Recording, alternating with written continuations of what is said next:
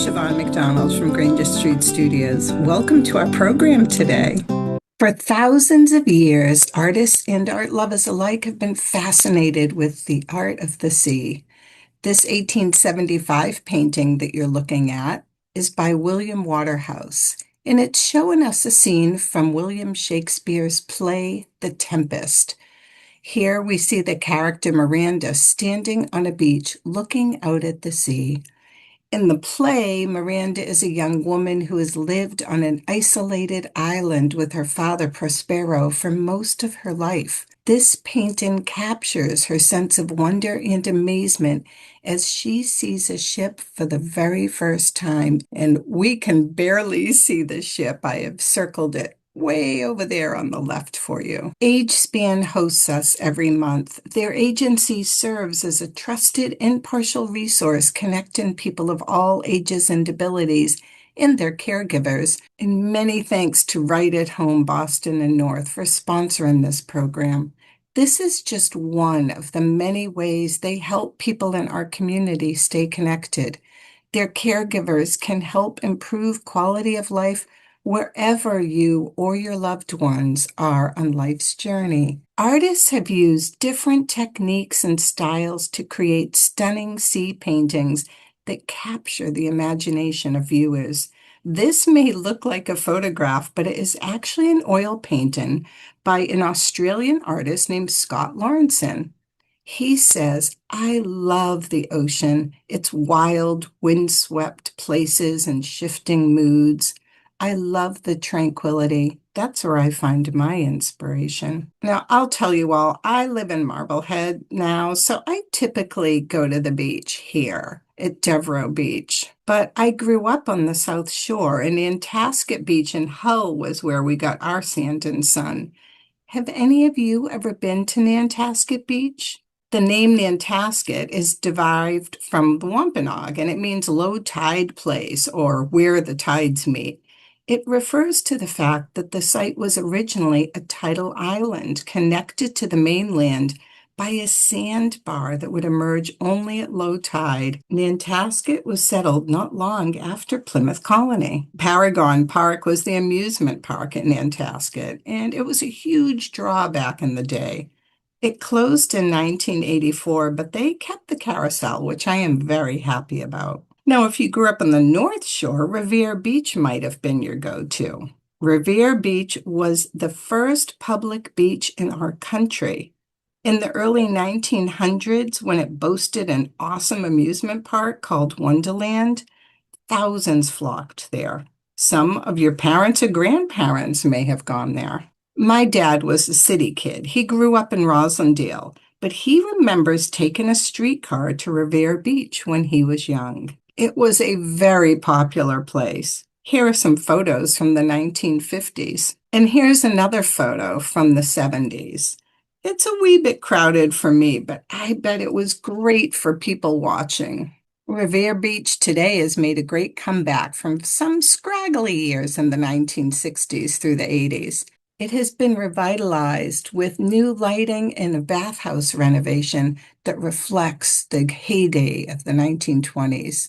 It's been massively cleaned up, and every year the Revere Beach International Sand Sculpting Festival transforms the shores of Revere Beach into an awe-inspiring boardwalk and open-air festival. This festival gathers world-class sand sculptors who showcase their incredible talents to hundreds of thousands of visitors each year. My mom grew up in New Bedford, so South Coast beaches were on their list. She was very lucky to live only a couple of blocks away from the ocean, so she saw it almost every day. And I don't want to leave Cape Cod out of the mix. The Cape Cod National Seashore was created in 1961 by President John F. Kennedy. Many people associate the Kennedy family with Hyannisport. Their dynasty's roots actually trace back to Hull, though. John F. Kennedy spent his earliest summers at the Nantasket Avenue estate of his grandfather. What's your favorite beach? If you're watching this show with someone that you're caring for, now would be a great time to pause and spend some time talking about your favorite beaches. Ocean paintings have been around for thousands of years. My focus today is on beach scenes, though, as opposed to scenes just of the ocean. Here is one I found that shows a beach from ancient Egypt. Back then, artists used hieroglyphs to depict sea creatures and boats.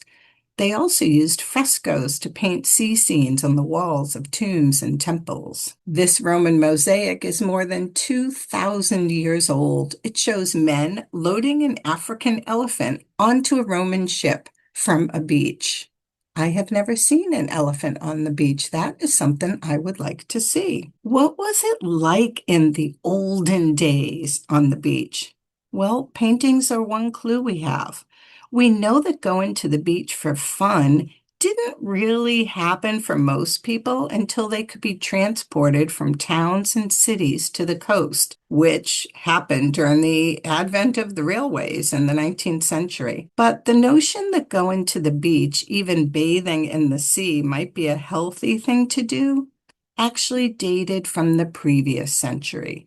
So in the 1700s, people were aware of the fact that it could be good for you to go in the ocean. They just had no way to get there usually. In this painting from 1608, we see the crews of the sand yachts, they're called, and bystanders.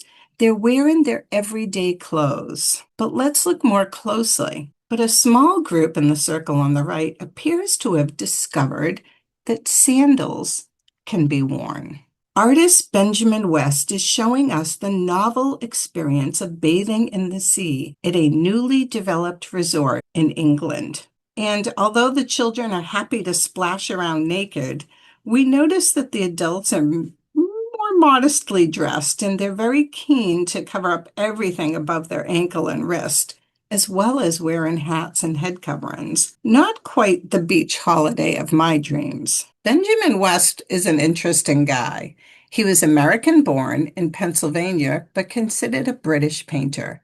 He excelled at the arts, but he had very little formal training and education. And even when he eventually became president of the Royal Academy of London, he could barely spell. Artist Benjamin West was one of 10 children of a Quaker tavern owner. One day, his mother left him alone with his little sister, Sally. Benjamin discovered some bottles of ink and began to paint Sally's portrait. When his mother came home, she noticed the painting, picked it up, and said, "Why, it's Sally," and kissed him. Later, he noted, "My mother's kiss made me a painter." He made pictures of birds and animals. Sometimes he would draw flowers. Sometimes he forgot to do his work. His father sent him to work in the field one day. Then his father went out to see how well he was doing. Benny was nowhere to be found. At last his father saw him sitting under a large pokeweed, and we can see that plant here. He was making pictures. He had squeezed the juice out of some pokeberries, and with this, the boy had made his pictures. Up until this time, he had had no paints or brushes. The Indians in that area had not all gone away from the neighborhood. They painted their faces with red and yellow colors. Those are colors they made themselves, sometimes from the juice of plants, sometimes they found minerals or red and yellow earth and mixed it together with other things. The Indians near the house of Benny's father must have liked the boy. They showed him how to make the red and yellow colors for himself. He got some of his mother's indigo to make blue. Now he had red, yellow, and blue, and by mixing these, the other colors that he wanted could be made. But he had no brush to paint with, so I'm sorry to say he took some long hairs from the cat's tail. He later said that he used so many of the cat's hairs that her tail began to look bare, and everybody in the house began to wonder what was the matter with her tail. At last, he told them where he got his brushes. He did say that the cat seemed not to mind this, by the way. It would jump up on his lap and let him pull at his tail. Luckily, a cousin of his came from the city on a visit, saw some of his drawings, saw that his talent and his hard work, and he eventually sent Benny a box of paints, brushes, and canvases. He went to Philadelphia to study his art, and after a while, he sailed off to Europe. eventually settling in England. The king liked his pictures. He became the king's painter and eventually the most famous painter in England. He painted his most famous and possibly his most influential painting, The Death of General Wolfe, in 1770 while he was in England. This painting became one of the most frequently reproduced images of the period. When the American Revolution broke out in 1775, he was ambivalent and he didn't speak out for or against the Revolutionary War that was happening in the land of his birth. Pardon me for getting a little sidetracked there. I just think there are so many interesting characters in our stories about art and history. But we were talking about the seashore and looked at this painting. Here we are in the same location 70 years later. What a difference in the size of the crowd. So here I'm showing you the two paintings on top of each other. Same location 70 years later. The railway came to this area in 1846, and with it, the masses from London came in search of a cure from its waters. But times have changed in other ways. Not even the children in this picture are allowed to reveal any more bare flesh than is essential. 10 years later, this painting shows the French enjoying the beach and their first tentative steps in the development of beach and swimwear. The idea of laying bare much of the body remained unconscionable, except it seems when bathing in the sea. A curious double standard emerged. It had long been accepted that discreet bathing could be undertaken naked, provided that the body was immersed and therefore not visible. But when not in the water, you had to be fully dressed. Our Victorian ancestors believed men and women swimming together could lead to indecent behavior, so separate bathing areas were established. This segregation was taken very seriously, and anyone who didn't follow the rules could be fined. The only one getting a tan on this beach in the late 1800s in Atlantic City, New Jersey, is the lifeguard. Bathing resorts worked around this problem of modesty by running wheeled huts down into the water. Fully clothed people got in, undressed, and then carefully slipped into the water. Modesty was preserved, well, almost. Bathing machines were widely used on beaches until the 1890s. From then, changing ideas about modesty meant that they began to decline in use. And from 1901, it was no longer illegal for genders to be separate on public beaches. So that's when bathing machines really quickly declined. And by the start of the 1920s, they were almost completely unused, even by older members of the population. But what else was happening in the 1800s besides the Victorians' penchant for covering up? Impressionism. And this is where we really see some startlingly lovely paintings of the seashore, like this Monet from 1870. We know that he painted this actually on site in plein air because grains of sand from the beach are still locked in the paint layer. Like many of the Impressionists, Claude Monet loved to paint along the Normandy coast. He made more than 90 paintings of this area, one of the coast's fishing villages and resort towns. This was a popular tourist destination, but he traveled there with his family during the town's off-season in the fall and winter of 1885. Instead of bustling with travelers, as it would have been during the summer months, the beach appears desolate, aside from a small grouping of local fishing boats gathered at the shore. So for our comparison, it would be like going to Cape Cod, perhaps in the late fall or winter, and we know how different that can be. I love it that time, actually. Here we're looking at a photo of some cliffs in northern France on the left and Monet's interpretation of the light on the right. Because this is what he is really painting, the light and its change in effects. One writer told a story about how he saw Monet walking along the beach with 5 or 6 children, each holding a canvas for Monet. Then Monet would set the canvases in a row, and he moved among them, adding dabs of paint as the afternoon light slowly changed. Claude Monet was obsessed with light and the atmosphere. His friend Pierre-Auguste Renoir focused on the warmth of human interaction and emotion. Neither of them really cared about rigid details. They wanted to capture movement, emotion, and the fleeting beauty of life. Here we see a painting by Mary Cassatt, who's known as the painter of children and mothers. She was the only American-born artist to exhibit with the Impressionists in Paris. She offers us this peaceful time of children playing in the sand. A few years earlier in the United States, we had Winslow Homer, who painted this East Coast beach scene in 1869.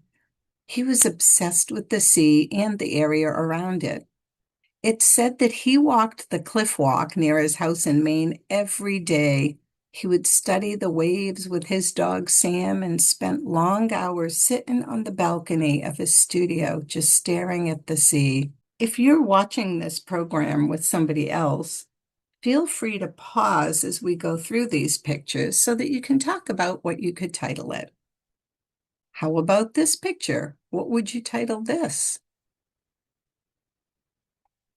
What could we title this picture? And what could we title this picture? You might recognize a couple of the people here. We have Annette Funicello and Frankie Avalon. The movie is Beach Blanket Bingo. And you probably noticed a change in the beachwear from our Victorian ancestors as we went through those pictures. The 1920s was really when we saw a big transition towards more practical, form-fitting swimwear, featuring one-piece knit suits for women and striped tank tops for men. But modesty is still required, as you can see here. Women had to be on the lookout for the beach police who patrolled the area with a measuring tape. If you had too much bare skin, you would get fined $10 or sometimes even hauled off to jail. Most of these modesty rules were lifted by the mid-20s. 1940s bathing suits were also losing their modesty. They were tight, unlike the suits of the previous eras. The bikini was officially invented in 1946 and named after the Bikini Atoll in the South Pacific, where the U.S. performed nuclear tests. Most public beaches banned the use of the bikini until the 1950s. And you can imagine that the fabrics used for 1950s swimwear was greatly improved. Nylon and elastic were added to jerseys to up the stretch and make suits dry faster. You probably recognize this young actress on the right. Love her polka dot bikini. Yes, that's Marilyn Monroe. And just in case you were wondering, guys did wear swimsuits too. They just haven't changed as much as the women's suits over the years. Let's jump forward a few decades now and look at some more art. In the winter, people buy sun lamps to get sun, and in the summer, they buy beach umbrellas to keep the sun off. Here we have a couple of examples of magazine covers showing us some beautiful beach umbrellas. Beach umbrella is a beautiful display of artist David Hockney's pure joy of painting. Rather than the brightly colored beach umbrella itself opened up, in this painting, it is really this distorted shadow which creates the drama of the painting. David Hockney just passed away recently, so I wanted to honor him with this moment. He was a British artist who maintained homes both abroad and here in the United States and California. He's considered one of the most influential artists of the last 100 years. King Charles III actually paid tribute to Hockney a few weeks ago, describing him as a giant of the world of art and painting, a Yorkshireman through and through, and a dear friend and inspiration to so many. This painting that we're looking at right now made one of the biggest splashes in the art world. I wanted to show this to you, even though it's not officially a beach scene. I thought you would be interested to know that it sold in 2018 for $90 million, which at that point was the highest price ever paid for work by a living artist. Our time is almost up for today, so let's end with some pictures of some of our favorite treats to eat on the beach. But when you eat on the beach, just watch out for these guys. My granddaughter had a sandwich taken right out of her hand a couple of years ago. Those seagulls are bold. Thank you all again for watching our program today, and thank you especially to AgeSpan and Right at Home Boston North. We are truly grateful for you helping us to connect each month. I'll see you again in a few weeks for our next program. I really enjoyed getting to look at some of the art of beaches, especially as these hot days of summer are upon us. I'll see you again next month. Until then, I wish you cool and peaceful days. Goodbye, friends. Goodbye, friends. Goodbye, friends. It's time to say goodbye. Goodbye, my friends.